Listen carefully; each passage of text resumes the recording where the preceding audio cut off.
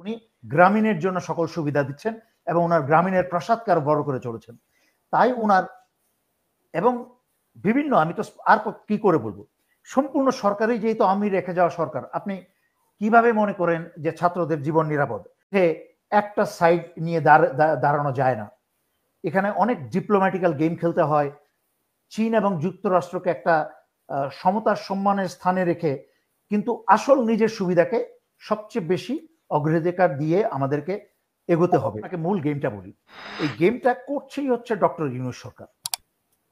এই যে গোপালগঞ্জের আক্রমণ, গোপালগঞ্জের কাহিনী, গোপালগঞ্জের ছেলে পেলেদেরকে, সন্ত্রাসী ছাত্রলীগদেরকে একত্রিত হওয়া, অস্ত্র নিয়ে প্রস্তুতি নিতে দেওয়া, এবং একই সাথে এনসিপি ছেলে পেলেদেরকে বলা তোমরা যাও, তারপরে মারামারি কাটাকাটি লাগানো এবং সারা বাংলাদেশে একটা বিশৃঙ্খল অবস্থা সৃষ্টি হওয়া, তার পরবর্তীতে কক্সবাজারে সমস্ত কিছু ডক্টর ইউনূস এবং ডক্টর ইউনূসের নাটের গুরুদের ষড়যন্ত্র, যেন আগামীতে ফেব্রুয়ারিতে নির্বাচন না হতে পারে দেশের বিশৃঙ্খলার অজুহাত দেখিয়ে। এটা আপনাকে বুঝতে হবে, এটা সহজ সরল কথা। ফেব্রুয়ারিতে যেন নির্বাচন না হয় সেই জন্য সকল কিছুর মাঠ ঘাট তৈরি করা হচ্ছে এখন থেকেই। তাদের জানের হুমকি আছে। আপনি দেখেছেন তাদেরকে কেন মুভ করতে দিচ্ছে, তাদেরকে কেন ফেরত আনা হচ্ছে? Very obvious. প্রথম কথা হচ্ছে এখানে কয়েকটা বিষয় আছে। আপনি গোপালগঞ্জের এই এনসিপি ছেলেদেরকে মিটিং এ দেখেছেন যে উদ্ভট চেহারার কয়েকজন লোক বসা, যাদেরকে স্পষ্টতই এবং দেখে বোঝা যায় যে এরা বাংলাদেশি না এবং এরা রয়ের মানে হত্যাকারী মিশন নিয়ে এসেছিল। তারা কিন্তু প্রথম সারি চেয়ারেই বসা ছিল, অত্যন্ত নির্দ্বিধায় নিশ্চিন্তে বসা ছিল। সরকারের কি কোনো ব্যবস্থা ছিল ওই ধরনের লোক এসে প্রথম সারিতে বসে যাওয়া তো দূরের কথা, তারা যেন না আসতে পারে? সরকারের কোনো প্রচেষ্টা ছিল না, ছিল না, এখনো নাই। বহুবার বলেছি, আবার বলছি, এই সরকার হচ্ছে আওয়ামী সরকার, ভারতে রেখে যাওয়া সরকার। ডক্টর ইউনূসের পুরনো খায়েশ, বহু পুরনো খায়েশ রাজনীতি করার। এখন ৮৬ বছর বয়সে, এই বুড়া বয়সে, এই মরণের বয়সে উনার শখ হয়েছে রাজনীতির আশা পূরণের, এবং শেষ বয়সে এসেও কিন্তু উনি টাকা পয়সা এবং ক্ষমতার মোহ কাটাতে পারছেন না। উনি সরকারের এবং জনগণের এই সুযোগ সুবিধা বিশ্বাসঘাতকতা করে এই স্থানটাকে দখল করে উনি গ্রামীণের জন্য সকল সুবিধা দিচ্ছেন এবং ওনার গ্রামীণের প্রাসাদকে আরো বড় করে চলেছেন। তাই ওনার এবং বিভিন্ন, আমি তো আর কি করে বলবো, সম্পূর্ণ সরকারি যেহেতু আমি রেখে যাওয়া সরকার, আপনি কিভাবে মনে করেন যে ছাত্রদের জীবন নিরাপদ? এবং এখন যা দেখছেন এই যে নিরাপত্তা দেওয়া হচ্ছে, এগুলো সব হচ্ছে আই ওয়াশ, এগুলো হচ্ছে লোক দেখানো। এগুলো হচ্ছে যত লোক দেখিয়ে মিডিয়াতে আপনি এবং বাংলাদেশের তথাকথিত মিডিয়া, আপনাকে তথাকথিত বলছি না, আপনি এবং যারা এখন তো হচ্ছে এই আপনার মতো মিডিয়া এবং যারা এইসব থার্ড পার্টি মিডিয়া যারা, তারাই হচ্ছে ইনফরমেশনের আসল সোর্স। এখন তো আর পৃথিবীতে সিএনএন, বিবিসি বলেন, বাংলাদেশে প্রথম আলো বলেন, ডেইলি স্টার বলেন, সেখান থেকে কিন্তু মানুষ আর নিউজ জানতে চায় না, কারণ তারা সম্পূর্ণ আস্থা হারিয়ে ফেলেছে জনগণের। তাই মানুষ এখন তৃতীয় মাধ্যম যে মিডিয়া, আপনার মতো মিডিয়া, অন্যান্য যারা মিডিয়া আছে, কনক সারোয়ার বা ইলিয়াস, তাদের কাছ থেকে সংবাদ জানতে চায় যে দেশে কি হচ্ছে, অবস্থা কি।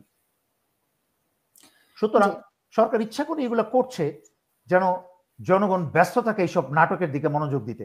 এর আড়ালে কিন্তু অনেক কিছু হয়ে যাচ্ছে, বাট আগাম আলোচনা করতে চাই না। এর সাথে বিদেশি অনেক চুক্তিও হয়ে যাচ্ছে।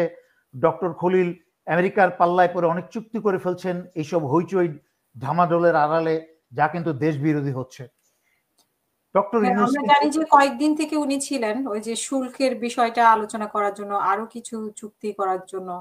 তো সেখানে আসলে কি হয়েছে সেটা কিন্তু আসলে গণমাধ্যমে বা কোনো কিছু তারা শুল্কের মাধ্যমে, শুল্ককে দিয়ে, শুল্কের মূলা বা ভয় দেখিয়ে বাংলাদেশ থেকে যত সুবিধা আদায় করা যায় বঙ্গোপসাগর, আমাদের বে অফ বেঙ্গল বা বঙ্গোপসাগরের উপরে যে নিয়ন্ত্রণ পশ্চিমা দেশের, যুক্তরাষ্ট্রের, সেই নিয়ন্ত্রণটাকে নিশ্চিত করতে চুক্তির মাধ্যমে এই পশ্চিমা পুতুল পাপেট ডক্টর ইউনূস এবং ডক্টর খলিলের কাছ থেকে যত সুবিধা আদায় করা যায় তাই কিন্তু এই যুক্তরাষ্ট্র আদায় করে নিচ্ছে গোপনে গোপনে, যা সম্পূর্ণ বাংলাদেশের স্বাধীনতা এবং সার্বভৌমত্বের বিরুদ্ধে যাচ্ছে। একই সাথে মনে রাখতে হবে যে আমরা যদি চীন এবং যুক্তরাষ্ট্রের মাঝখানে কি বলে জিও পলিটিক্সের দৃষ্টিতে বাচ্চা ছেলে পেলের মতো কিন্তু একদম স্পষ্টভাবে দাঁড়িয়ে উঠে একটা সাইড নিয়ে দাঁড়ানো যায় না। এখানে অনেক ডিপ্লোম্যাটিক্যাল গেম খেলতে হয়।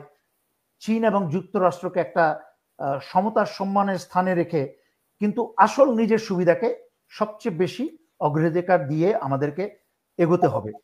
কিন্তু সেখানে ডক্টর ইউনূস চীনকে দূরে ঠেলে দিয়ে যেইভাবে ন্যাক্কারজনকভাবে যুক্তরাষ্ট্রের দিকে এককভাবে যাচ্ছে, কারণ এই ডক্টর ইউনূস সরকারের, ডক্টর ইউনূসের ওই জীবন ভ্রমর আমরা ছোটবেলা শুনেছি না, যে একটা শয়তানের জীবন হচ্ছে একটা সিন্ধুকের ভিতরে রাখা একটা ভ্রমর। ওই ভ্রমরের ডান পা ছিঁড়লে শয়তানের ডান পা ছিঁড়ে যায়, বাম পা ছিঁড়লে শয়তানের বাম পা ছিঁড়ে যায়। পশ্চিমাদের সেই পশ্চিমা শয়তানদের ভ্রমর হচ্ছে ডক্টর ইউনূস।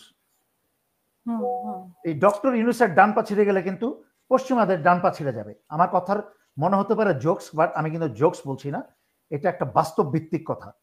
ডক্টর ইউনূসকে আপাত দৃষ্টিতে ছাত্ররা মনে করতে পারে ছাত্ররা বসিয়েছে, ছাত্ররা ডক্টর ইউনূসকে বসাই নাই। ছাত্রদের কানে হুইসপার করে পশ্চিমারা ডক্টর ইউনূসকে এখানে বসিয়েছে। একদিক দিয়ে গ্রামীণের মুনাফা উঠছে, আরেক দিক দিয়ে পশ্চিমাদেরকে মুনাফা দিচ্ছে। কিন্তু যেদিকেই যাচ্ছে শাখের করাত বাংলাদেশিদের স্বাধীনতা, সার্বভৌমত্ব এবং জনগণের যে অধিকার সেটাকেই কাটা হচ্ছে।